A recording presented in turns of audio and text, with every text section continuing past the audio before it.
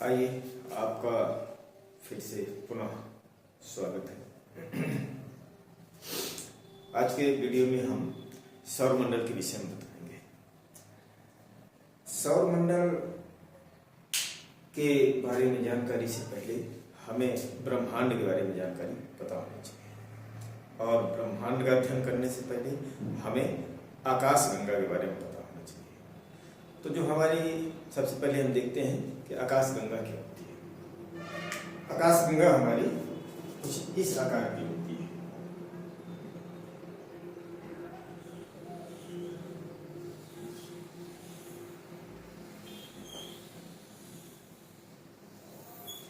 आकाशगंगा हमारी कुछ इस आकार की होती है, सर्पिल आकार की।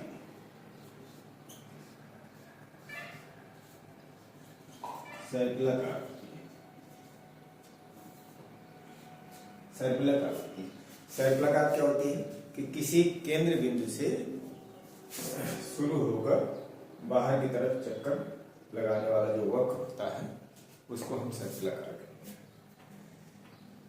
इस आकार की हमारी आकाशगंगा है, जिसको इंग्लिश में गैलेक्सी कहते हैं। इस आकाशगंगा में बहुत ही अधिक संख्या में तारे होते हैं।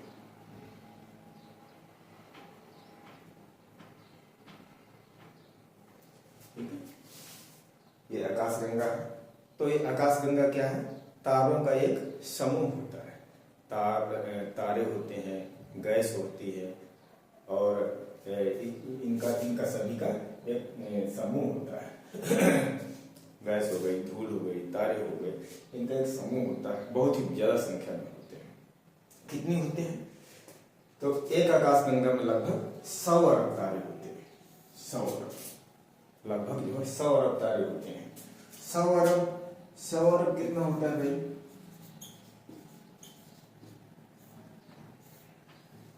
तो 1 अरब को देख लो, 1 अरब कितना होता है? 1 अरब में 100 करोड़ होते हैं, यानी 100 करोड़ का 1 अरब होता है। और तारे कितने हैं? लगभग 100 अरब तारे हैं एक आकाशगंगा। ठीक ना? और हमारे ब्रह्मांड में लगभग 100 अरब ही आकाशगंगाएं हैं। 100 अरब ही आकाशगंगाएं हैं। 100 अरब। तो एक आकाशगंगा में कितने तारे? लगभग 100। और 1 अरब में कितने करोड़ होते हैं? 100 करोड़ होते हैं। तो इसी प्रकार की आकाशगंगा क्या होती है? तारों का एक समूह होता है। तारों का, गैस का और आपके धूल के कणों का, इसका एक समूह होता है जो बहुत अधिक मात्रा में होते हैं। इसी तो यहाँ पर हमने लिख भी दिया है, एक आकाशगंगा में लगभग 100 अरब तारे होते हैं, और हमारे ब्रह्मांड में लगभग 100 अरब आकाशगंगा है। तो हमारा सूर्य जिस आकाशगंगा में स्थित है, यहाँ मान के चलो बाहर की ओर होता है, बाहरी भाग में जिस आकाशगंगा में स्थित है उसको कहते हैं मंदाकिनी। मंदाकिनी कहते हैं, मंदाकिनी आकाशगंगा कहते हैं। ठीक है, उसको इंग्लिश में ये दूसरा नाम से होता है मिल्की वे। मिल्की वे। ठीक है, इतनी बात समझ में आई होगी। यहाँ पर हमने आकाशगंगा की को कहते क्या है, उसको जो है क्या बोलते हैं, तो तारों, गैस और धूल के विशाल समूह को आकाशगंगा कहते हैं। इसका दूसरा नाम मिल्की वे भी होता है। हमारी आकाशगंगा किस आकार की है? सर्पिल आकार की है। सर्पिल आकार क्या होता है? ये अभी हमने बताया। इस आकार ये ऐसा होता है, केंद्र बिंदु से बाहर की तरफ चक्कर लगाते हुए वक्राकार, ये होती है सर्पिल आकार। ठीक है ना? अब आती है बात सौरमंडल की। तो सूर्य के चारों ओर चक्कर लगाने वाले ग्रह, उपग्रह व अन्य खगोलीय पिंड जैसे क्षुद्र ग्रह, धूमकेतु एवं उल्का पिंड, इनसे मिलकर के हमारा सौरमंडल बनता है। अगर कोई पूछे कि सौरमंडल किसे कहते हैं, तो आप बता दीजिए कि सूर्य के चारों ओर चक्कर लगाने वाले 8 ग्रह। कितने ग्रह हैं? 8 ग्रह हैं।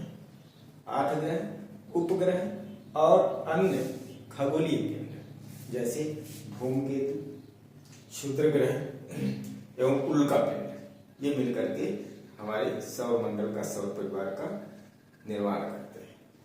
और इनका मुखिया कौन है? इनका मुखिया सूर्य ही है। इनका मुखिया सूर्य ही है। और सूर्य हमारा क्या है? एक तारा है। सूर्य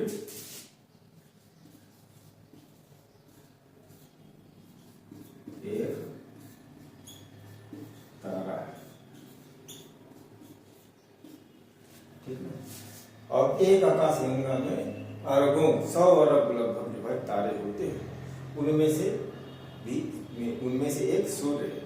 और हमारे सौरमंडल में एक ही तारा है, वो है सूर्य। सूर्य हमारे सौरमंडल का मुखिया है, यानी हेड है, ठीक है। उम्मीद करता हूँ ये इतनी बात समझ में आई होगी, क्योंकि इसके आगे हम अब बताएंगे सूर्य की संरचना कैसी है, ठीक है। तो इसको आप लोग नोट कर सकते हैं बढ़िया से।